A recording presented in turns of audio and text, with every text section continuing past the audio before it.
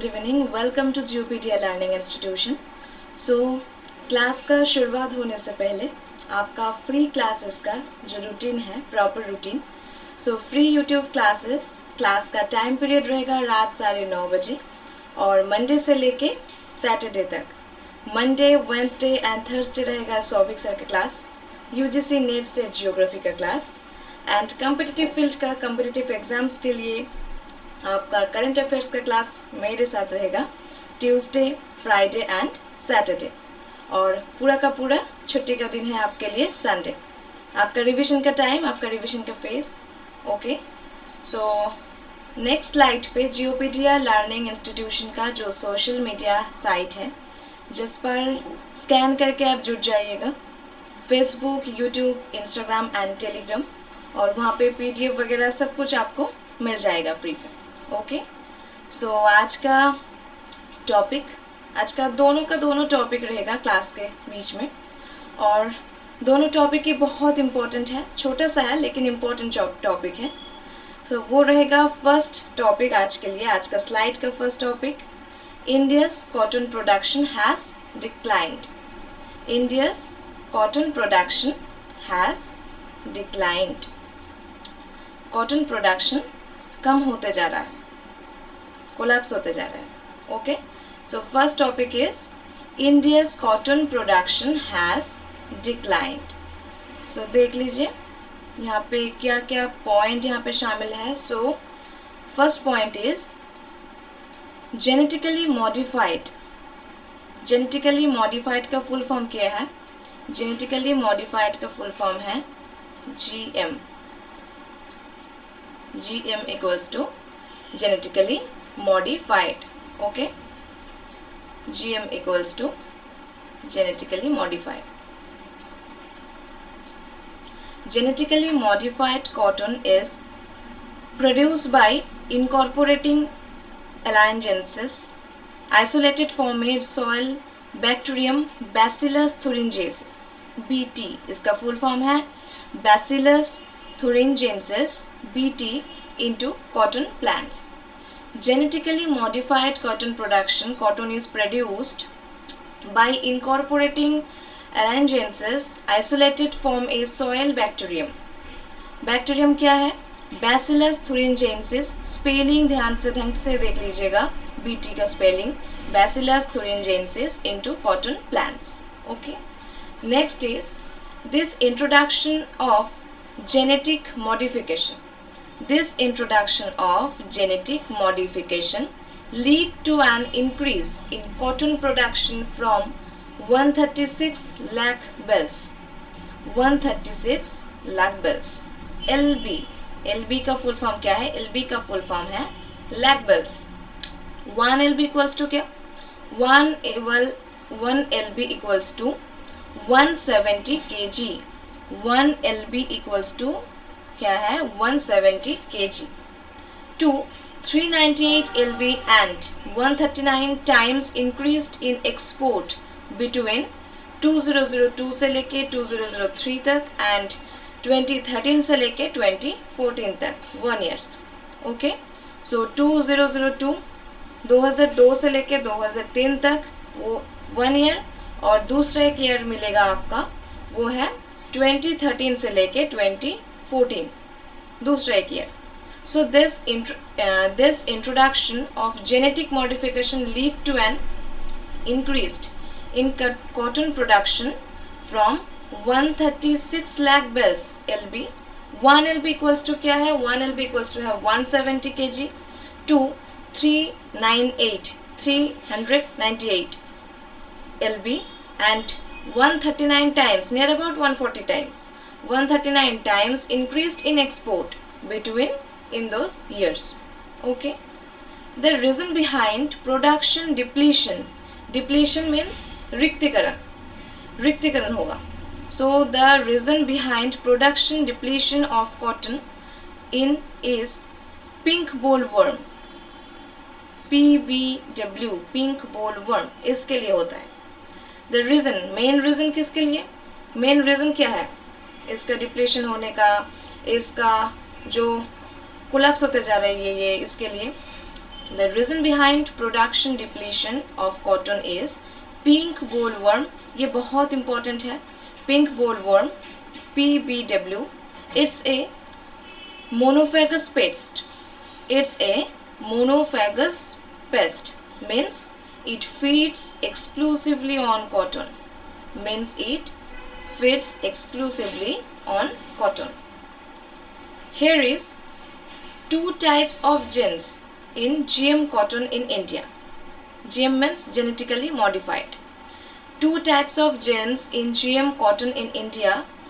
CRY इसका pronunciation होगा CRY, cry नहीं, CRY, KRI इसका CRY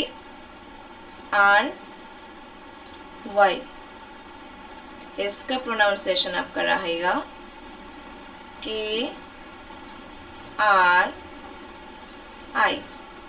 Okay, so CRY1AC and CRY2AB, CRY1AC and CRY2AB, two type of genes in genetically modified in cotton in India. CRY1AC and CRY2AB.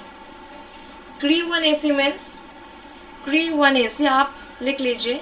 आपका PDF जो आप निकल लोगे उसके बाद आप नोट डाउन भी कर सकते हो, आपके लिए बहुत हेल्प रहेगा वो. सो CRY1AC, CRY1AC का मतलब क्या है? CRY1AC refers to a specific insecticidal crystal protein.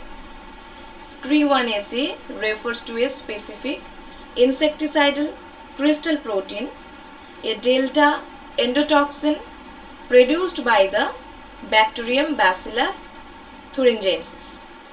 Okay, so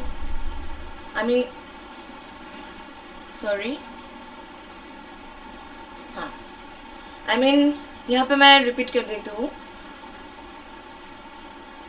CRY1AC, CRY1AC का मतलब क्या है? CRY1AC means CRY1AC refers to a specific insecticidal crystal protein. Specific insecticidal crystal protein, a delta endotoxin produced by the bacterium Bacillus thuringiensis. And CRY2AB, CRY2AB के मतलब है CRY2AB is widely used. CRY2AB is widely used bioinsecticide. CRY2AB is widely used bioinsecticide to control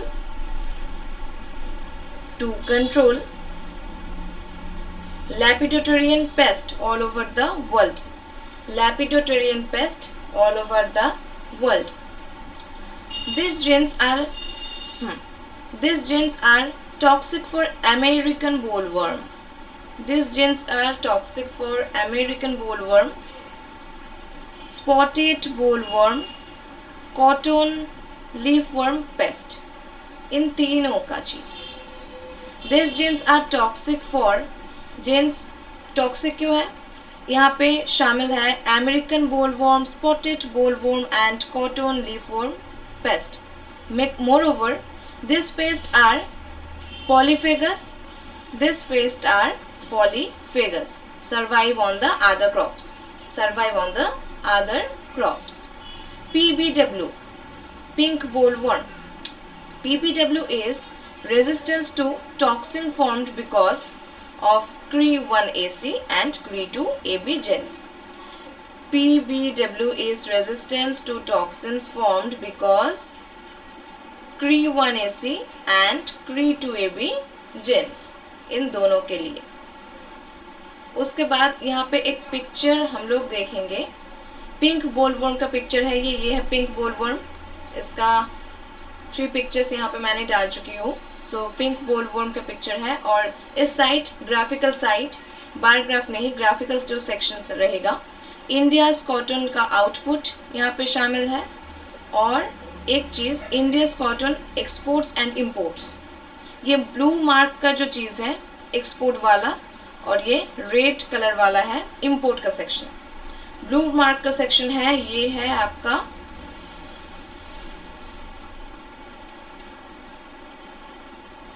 export का section. ये रहेगा आपका export का section. और import का सेक्शन कौन सा रहेगा? इंपोर्ट का सेक्शन रहेगा वो जो रेड कलर वाला है।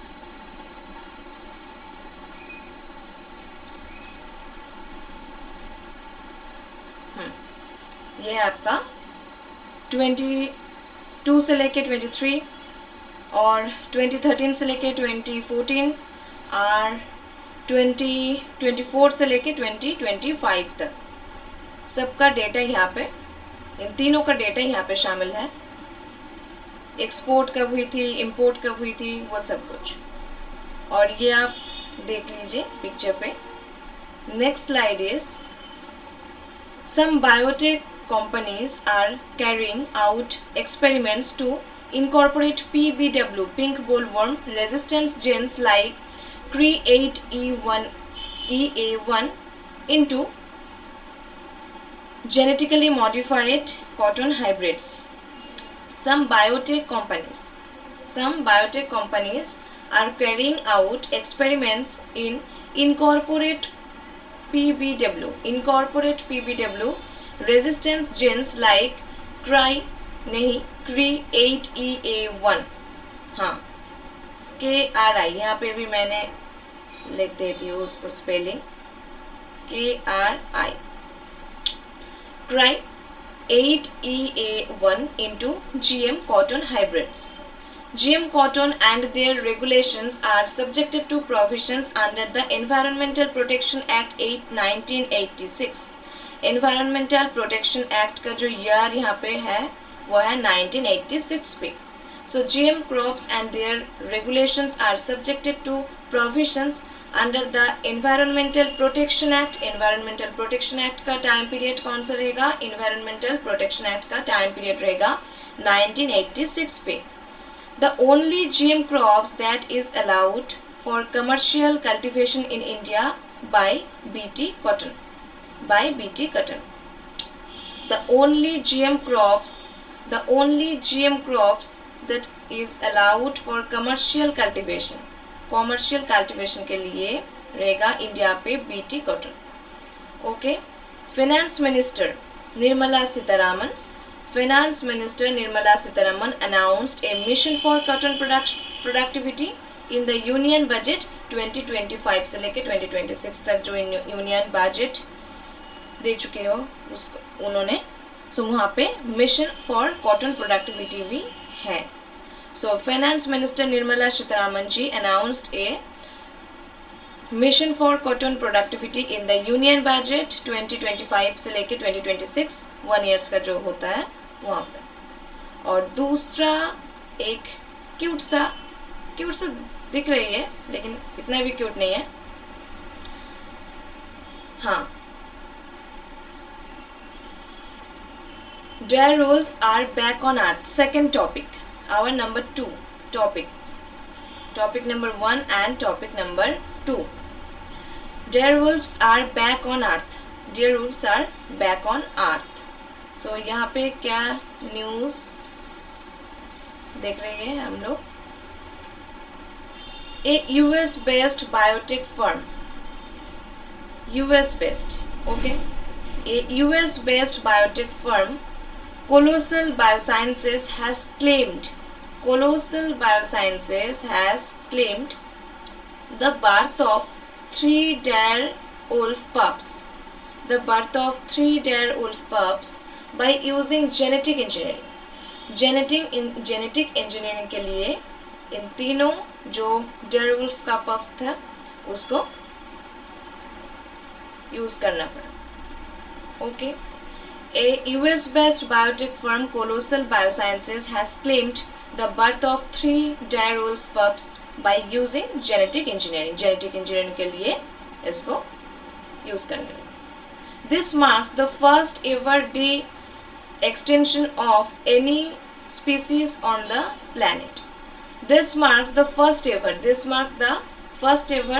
distinction of any species on the planet. Direwolves के लिए यह है। Direwolves lives in North America during the Pleistocene ice age and went extinct nearly 12,000 years ago. 12,000 years ago. So यहाँ पे क्या देखा हम लोग? This marks the first ever de-extinction of any species on the planet.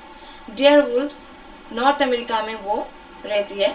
Deer wolves lives in North America during the Pleistocene ice age पे और went extinction nearly 12,000 years ago. Okay. The process of resurrection on deer wolves indeed included the process of resurrection of deer wolves included DNA extraction. DNA extraction पे क्या देखेंगे? DNA extraction पे देखेंगे DNA was extracted from 2 deer wolf fossil specimens. 2 deer wolf का fossils का specimen में ये मिला. So DNA was extracted from 2 deer wolf fossil specimens, a 72,000 years old skull and 13,000 year old tooth. 72,000 year old skull and 13,000 years old tooth. Okay, so let's next one, genome reconstruction. Genome, इसको जिन भी बोला जाता है और genome भी बोला जाता है. इसका प्रोनाउंसिएशन रहेगा genome. So genome reconstruction, the DNA was sequenced. The DNA was sequenced to recreate the complete genome and compared with genome of other living canines. The DNA was sequenced to recreate the complete genome and compared with genome of other living canines. It was found that it had 99.5% similarities with the genes of grey wolf. Grey wolf का जो gene है उससे 99.5% ही similarities हो चुका. So it was found that it had 99.5% similarities with the genes of grey wolves. Gene addition, gene editing क्या है?